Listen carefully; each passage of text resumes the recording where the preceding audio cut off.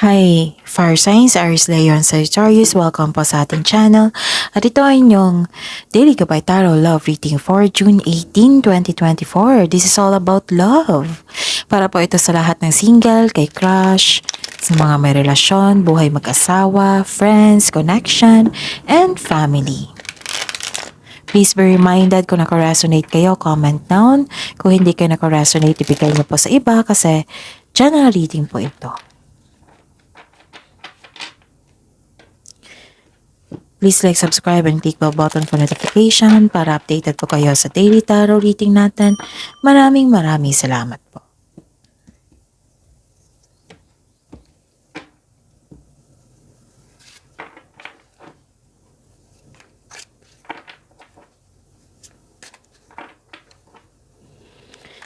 So, isipin niyo po yung person niyo ngayon. Kunin natin yung anong yung gustong sabihin niya sa iyo. Spirits, guys.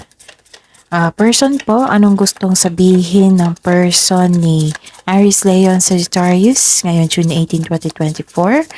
I need 3 cards po. Our connection is complicated. There are issues out of control.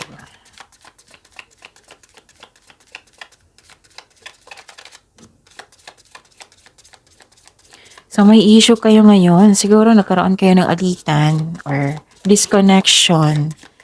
Oo. Na out of control. So, naging complicated. Pero ang sabi niya po dito is, I do love you. I do love you. Just don't know how to show you right now. Gusto niya ipaalam sa inyo na gusto niya ipaalam sa inyo na love kanya, pero hindi niya maipapakita ng yung siguro hindi expressive tong taong ito. So, mas nangingibabaw siguro yung sitwasyon nyo ngayon, yung alitan or hindi pagkakaunawaan. And, wow. Yan. Yung sabi na you are the one and only. Yan yung gusto niyang ipaalam sa inyo. Yan yung isip-isip niya ngayon. Ikaw lang yung nag-iisa. You are the one and only. So, naging loyal itong taong ito sa inyo. Okay. Spirits, guys, kamusta po ang energy ni Aries, Leo, and Sagittarius sa love life nila, self-love, partnership, and romance ngayon June 18, 2024.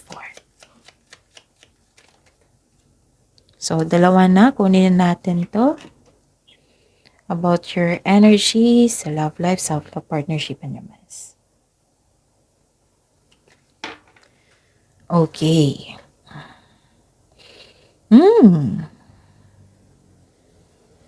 May nakita ako ditong difficulties in moving on. Siguro may nangyari talaga na nahihirapan ka sa pag-move on. Yung may naalala ka sa nakaraan, may bumabalik from the past with pwedeng naalala mo ang nakaraan or literal talaga na bumalik siya sa inyo na gusto niyo makipag-reconnect sa inyo. May delay din sa pag-uusap dito, pwedeng sa pag-uwi or pag-uusap. Pwedeng may movement May nakita kong movement, delay sa pag-uusap, delay sa basta po, movement. Pwedeng delay sa plano sa pag-travel, pag-uusap, paglipat, gano'n. Nahirapan ka sa pag-move on sa nangyari sa nakaraan.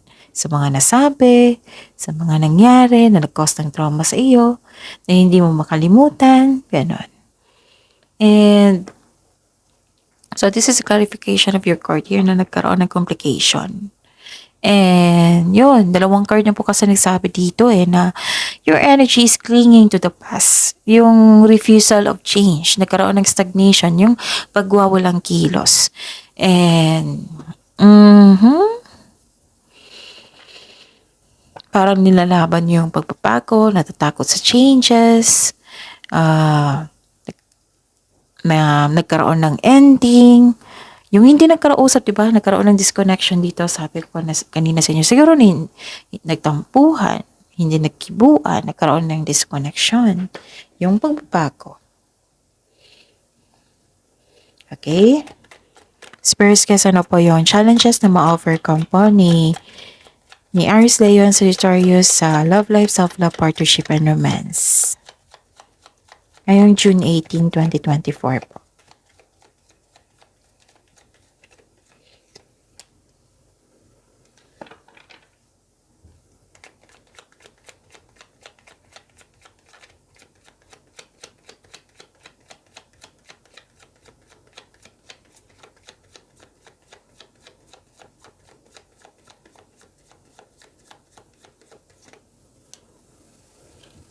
Okay.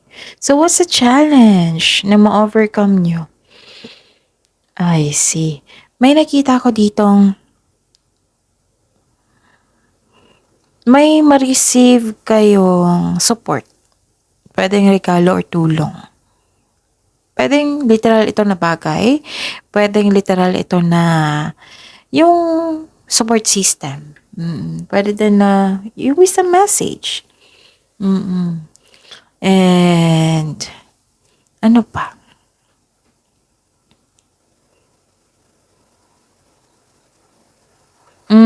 Anong tawag nito? May nakita ko ditong support system. And yung challenge is huwag kayong makinig sa chismis.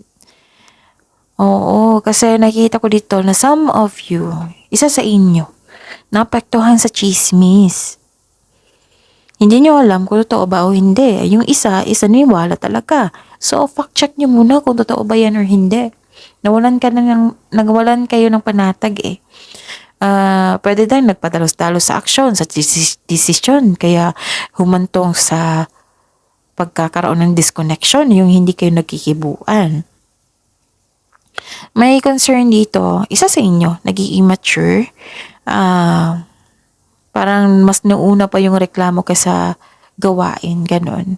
Nakikita ko dito. Pwedeng pakasamahan nyo ito ha. Pwede din isa sa inyo. Oo. Kaya kayo ay nagkaroon ng disconnection. Yung nagtampuhan or hindi talaga nagkibuan. So, isipin nyo po yung person nyo ngayon. Alamin natin yung feelings niya. Spirits, guys, ano po yung feelings ng partner ni Aries, Leo, and Sagittarius ngayon June 18, 2024?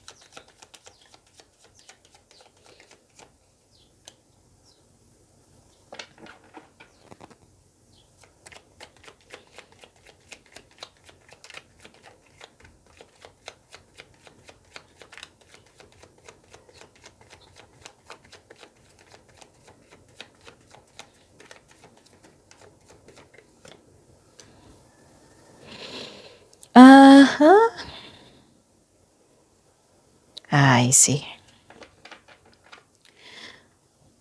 Naging defensive po siya dito at nanindigan.